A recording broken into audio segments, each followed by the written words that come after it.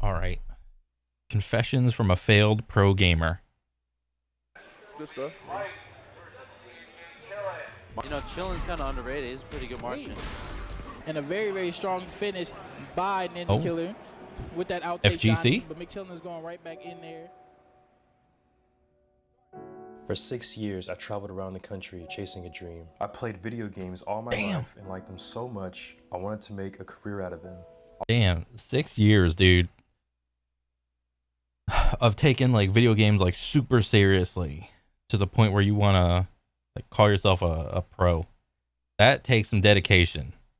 All it took was watching a Halo 3 top 10 plays on ESPN, and I was sold. Nice. My ambition was simple. I think for me, I think even when I was a little kid playing like Halo and Call of Duty, it was the same like montages, and not only the montages, but the like the actual like watching the tournaments, because like a montage isn't the same as like what goes on in a tournament. Like those things, like the old like phase clips of like Call of Duty and whatnot with the 360 quick scopes and whatnot. That's what did it for me. That's what like made me want to become like a pro gamer and all that shit. Become so good that I travel to compete in tournaments and make money. But the grind to be the best is ruthless and unforgiving, and the pursuit of going pro left me with a lot to be desired. Bro, it's so hard. I can't even imagine trying to like be like the number one guy in the world for anything.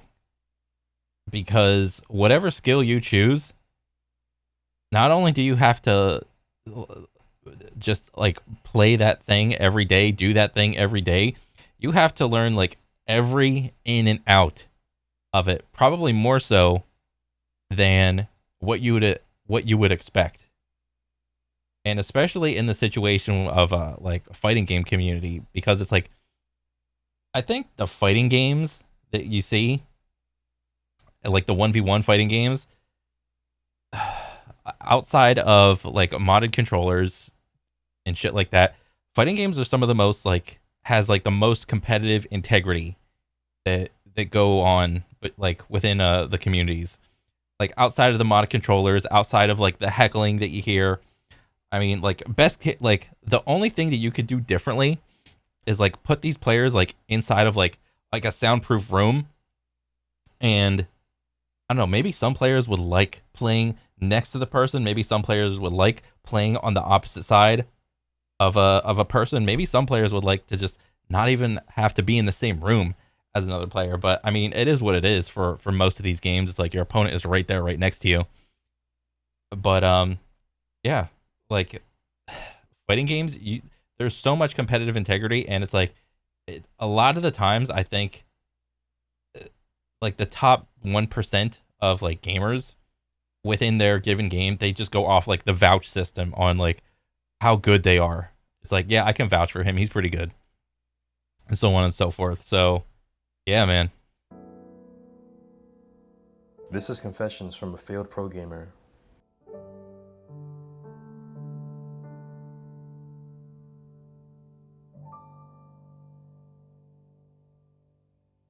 From 2014 to 2019, I competed in Injustice Gods Among Us, Mortal Kombat X, Injustice 2, and Mortal Kombat 11. Dang. By day, I was working a regular 9 to 5, but by night, I spent my time staring at a screen for 8 hours, studying frame data and learning combos. Jeez. After high school, Bro, that's crazy, dude. Like, like not. It's hard enough just to go pro in one game, but you're trying to do it in like a bunch of games, dude. What'd you say, like three or four? God dang. I had friends go on to study law, medicine, serve in the military, and then there was me, studying how to beat superheroes and demigods. Even as a kid, I thought I was good at Super Smash Bros. Melee. Everyone thinks they're the best in their friend group, school, even city. And look, if you played video games as a kid too, then you know exactly what I'm talking about. Yeah. Because nothing will humble you more than entering your first tournament and going 0-2. Not even winning. Oh yeah, I think I've done that.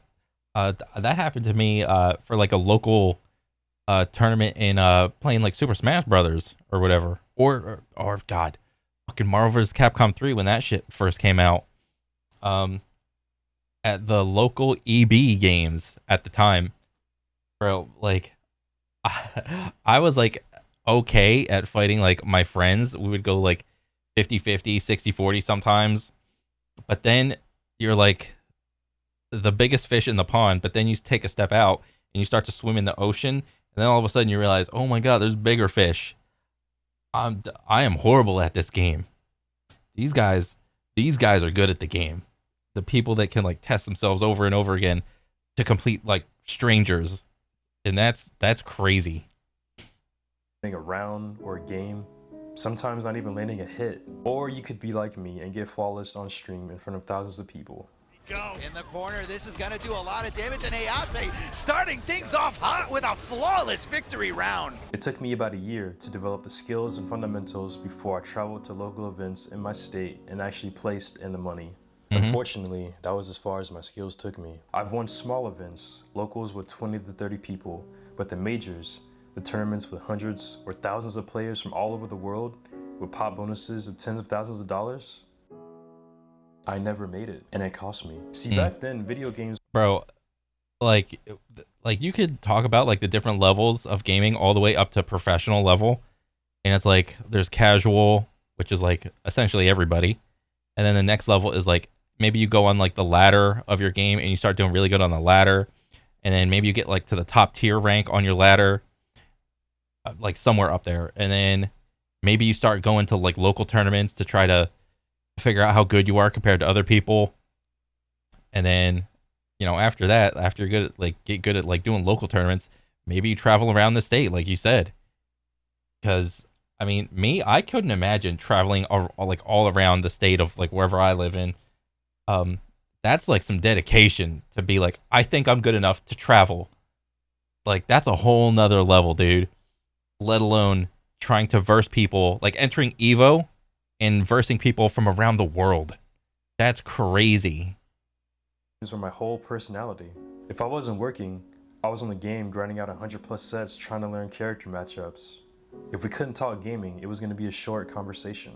That's one of my biggest faults when it comes to competitive gaming. My personality wasn't developing at all. That's good insight though, because a lot of people they go through that cycle in gaming and they try to like they try to progress like one aspect of their life, but then a lot of other aspects that make a person start to get I don't know, blunted. Like they don't develop as much as they should, but this one skill bar gets really high, but these other ones stay low.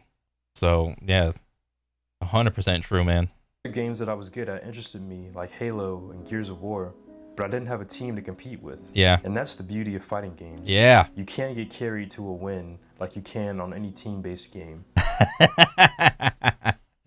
Oh, what a call out. You know, that's actually really funny. I never really thought about it like that.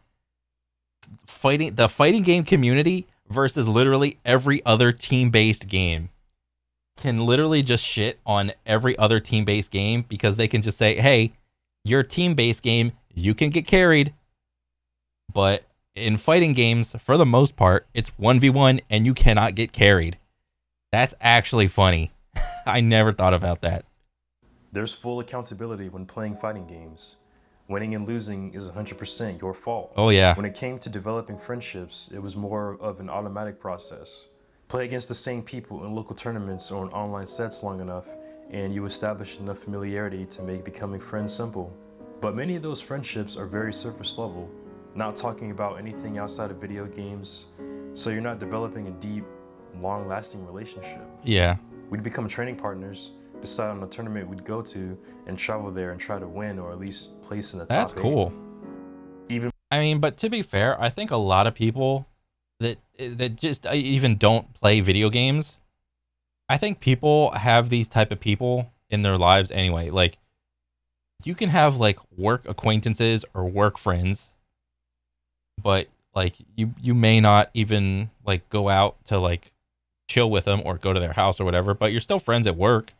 Or yeah, I mean, you can have a friend that doesn't fulfill every aspect of what you want out of a friend. Like, you can have a friend for like specific things,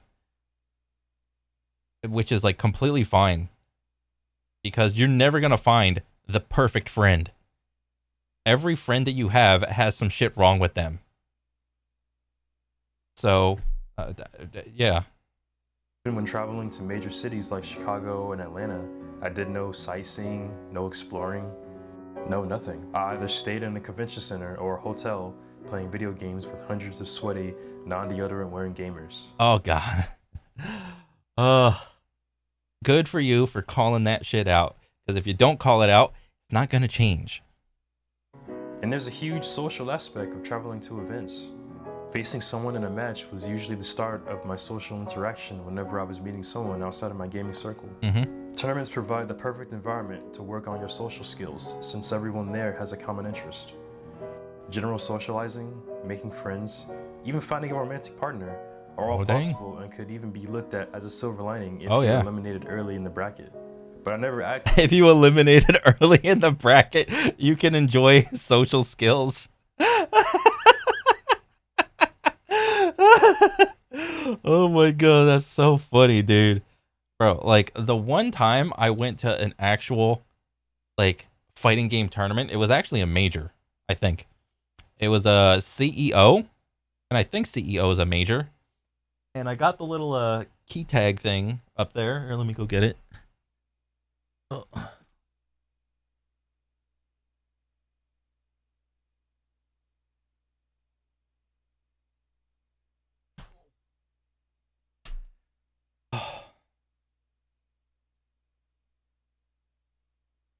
Okay. Let's see. Am I gonna dox myself? Maybe. But here, I'll just cover this up. I mean, okay, whatever. It, like, this is my little ticket thing, or it says competitor at the bottom, but I was not a competitor. I was just like a watcher. They just ran out of like little watchers, or what was it called? Not a watcher, but like a visitor, a spectator. That's what it's called. And yeah, I just went as a spectator, and it was like a multi-day tournament, and me and my buddy got what do you call it, like a room, because neither of us have been to like a major like video game tournament. So it was like both our first times like looking at it and trying it out, and the experience wasn't terrible. It just wasn't what I thought. So it's like in like the main room, which is like a big like dining hall essentially, and it was a bunch of here, let me.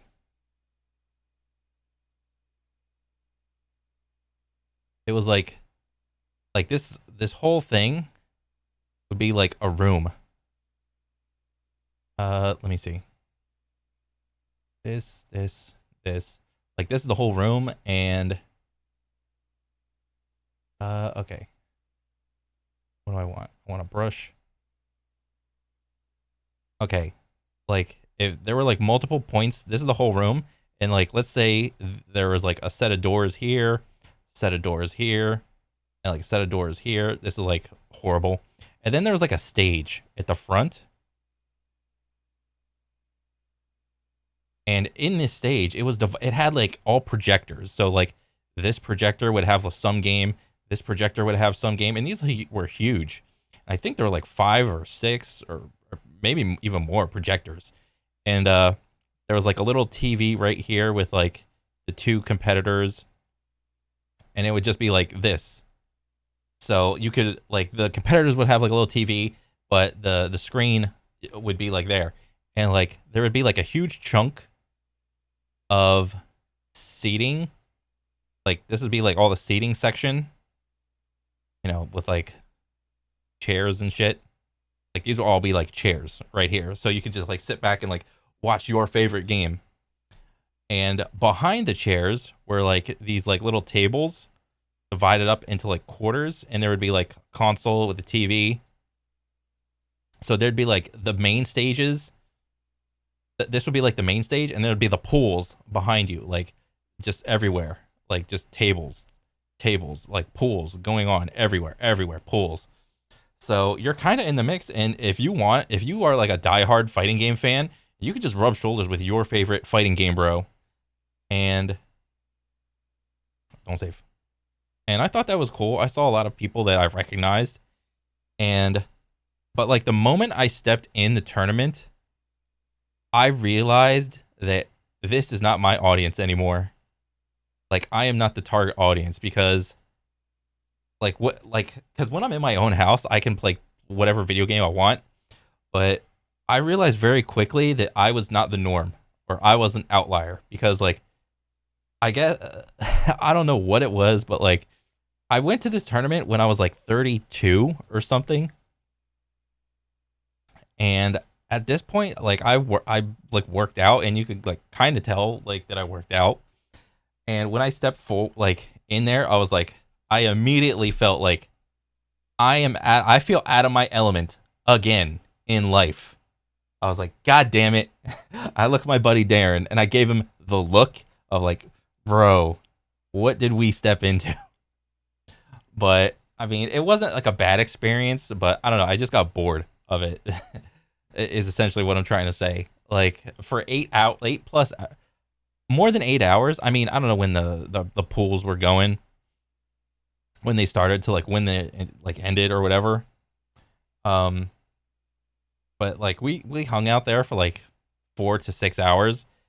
A lot of the time is like just a spectator. You're just like sitting in a chair, like watching whatever, and like I don't know. I thought that was like kind of bored. Like the spectator experience wasn't that great, unless it was like a top 8 experience. There would be like a separate room, like the Tekken room for the top 8 was fucking awesome, and it was super cool because there was like they had like a little walked out thing into like a little wrestling arena like the WWE, and they had like a table and TV set up. Every player had like their little walkout, their little dance and whatnot, and you could see what's going on like the top TVs on like hanging from the ceiling, and there was like lights and smoke going on, and I think that part was really cool. But yeah, like just in general, I was like I just felt out of place, and it's whatever. But let me just keep watching. Tried to meet anyone, so my social skills didn't develop. After competing at a high level for so many years, I'll say that one thing that you learn is how to handle being under pressure. Staying composed when you're losing in front of thousands of people is not easy. Between commentators, the stream chat, and an audience, they can all be counting you out, and they are in most cases. But there's value in still being able to play well at a high level despite the odds being stacked against you, whether you still lose or you somehow bring it back. And there's armor. Oh my gosh, hold up though. And It's not over. We've seen this before, ladies and gentlemen. Okay, hold up EX though. flex. Ice up. Yep. Ooh, Oh my God, caught him with overhead. Yo, the conversion. Oh my God. Yo, Oh my God. Man. And Chillin Dang. coming in clutch. I think that skill is applicable into other areas of life, but not much of the other stuff that I learned really is. At this point, my fundamentals are so good, I can pick up nearly any fighting game and play at a decently high level. But can those same skills help me get ahead in life? I can learn optimal corner combos, anti-air my opponents, and When you go to, whenever you apply to a new job and you put down on your resume, my fighting game fundamentals are top notch. My corner game is immaculate. My footsie's untouchable. And then they go to look at it and they're like, we'll give you a call. And then they just put it down. control the flow of a match, but I have to walk away from the screen at some point. Yeah. So where does that get me? One can develop all those skills, but have no idea how to start a business, create videos, talk to girls, or get in great shape. Those skills, the return on investment's only worth it if you place in the money. Yeah. And this was the fighting game community, so only the top 8 or even the top 3 made anything. Yeah. Esports is blown up now, so there's more money and opportunity, but back then it was stressful as f***. Imagine flying to an event, paying for a hotel and your entry fee with hundreds of other people competing. No sponsor, no pop bonus. Damn, that's crazy, dude. And yet that chunk of people, it actually exists. That's like, it's kind of scary to think about. And it's like, since like most like video games are catered to like a younger audience, and then when you get like a person that's like really deep, like good at the game to the point where they can like go, like they're not good enough to get sponsors, but they're good enough to like like just stomp on like most people. It's like, do they gamble and like maybe they have a job, maybe they work at like Walmart, McDonald's, whatever. Do they gamble and spend all that money to like travel to the place, get the hotel and the entry fee, and like have money for food and all that other shit just to have a chance at it? I mean, I don't know, dude. That's like, I don't know. That's like a good question, because that chunk of people is necessary for a game to flourish, and let alone like a tournament organization and tournament scene to like flourish and do good. Just a couple $1,000s and some bragging rights. That was the outcome everyone was playing for back in those days. Yeah. I think the worst part about it is that my efforts just weren't realized. When it was time to show up, the hundreds of hours put in didn't matter. Even when everything's on the line, even when one opening, one hit can change everything, Yeah. people aren't thinking about that. In those fleeting moments, they only care about the winner. I think the biggest detriment from this pursuit was gaining little to no life experience. So many opportunities for growth were missed because I was hyper-focused on trying to win, which isn't a bad thing, but in retrospect, it would have been better to make more connections, create content, and develop a skill in conjunction with just pressing buttons on the controller. Just doing one of those things would have brought me a better return on investment than drowning in pools or making just enough money to cover my entry fee. Listen, I enjoyed my time trying to make it as a pro gamer, but in some ways, I think the juice just wasn't worth the squeeze. Mortal Kombat 1 was coming out and the gameplay looked promising. I had grown to dislike MK11. Oh, dang. Less interesting. Yeah, that's usually what happens in a lot of games, dude. Like, when you start to break down your own favorite video game to the point where you're like looking at frame data and visual clutter and hitbox sizes and hurtbox sizes and all that, you start to realize like what's good and bad about the game. And a lot of the times you focus on the quote unquote unfair things in the game, and it kind of sours your taste for what was once your favorite game. And it turns out to, you just have like a hatred, like, or at least I do, to like some games. I turned out to have like a hatred for some video games. In competing, but this game really had my attention. I thought, maybe I'll give this one more try. I played the game on day one, and I haven't touched it since. But it's not because I didn't enjoy the game. There's so much more money and opportunity now. The players competing, especially the top ones, they treat it like a job. And I just don't have the capacity to play video games like a job anymore. Yeah. What I do have the capacity for is calisthenics. Oh shit, look at that There's lever. other things too, like traveling, and of course I want to create more and better videos. But there's nothing more satisfying than learning to master my body weight and inspiring people along the way. One thing I was wondering while thinking back on my history as a player is, was it worth it? Would I do it all again? And that's a great question. Yeah. One of my closest friends I made during my time competing has a decent social media following. We were on the same level and he still competes, but at least he has something to show for his efforts. All I have are my tournament badges, beat sprites and my mains, some friends and some memories. But how many people can say they actually chased their dreams, even if they didn't reach them? I don't have much to show. Not a lot of people, like, trying to chase some sort of like competitive, like competitive aspect with a certain skill. It's just daunting. It's a lot to think about, and it's a big thing to grasp in your mind to even attempt to try to be the best in the world at something. For it, and I think it was a waste in some ways, but I think there's a power in being able to say that I at least went after what I believed at the time to be one of my wildest dreams. And I think that's a good little insight, what you believed at the time. And I think that's like very good to think about, because there's no like objective right or wrong way to like live life.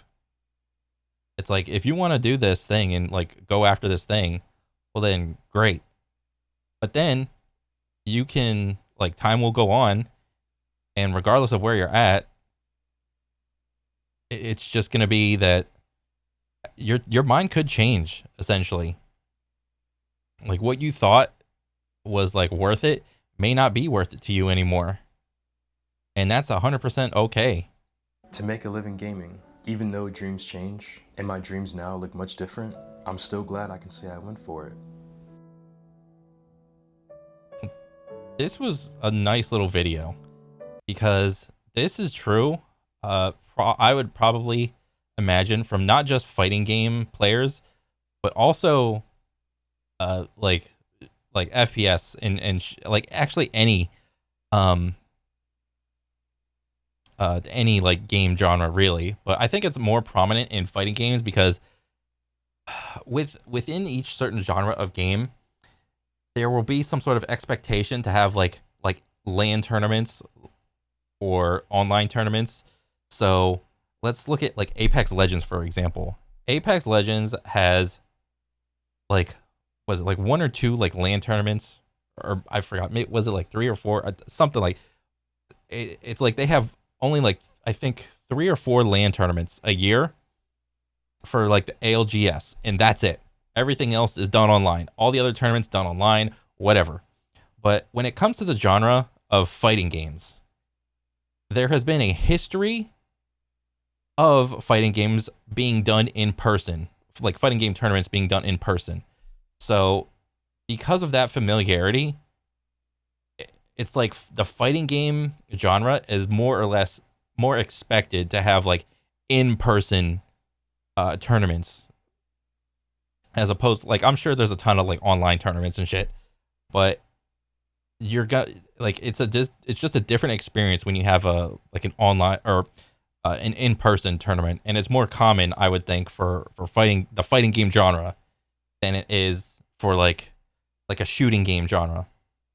Like I think I can look at like Counter-Strike or Valorant or maybe even what do you call it, like League of Legends or Dota, where there's going to be way less in-person tournaments for that game or that genre, but they're more like Super Bowl-y feel to them.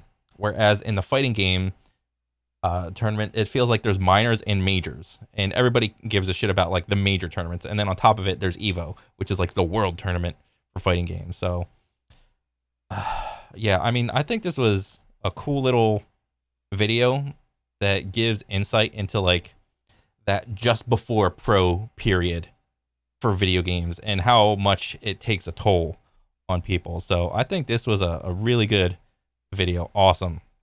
Very cool. I want to see more. But yeah, I thought it was great, and I can't wait to see the next one. So until next time, I'll catch you guys later. Peace.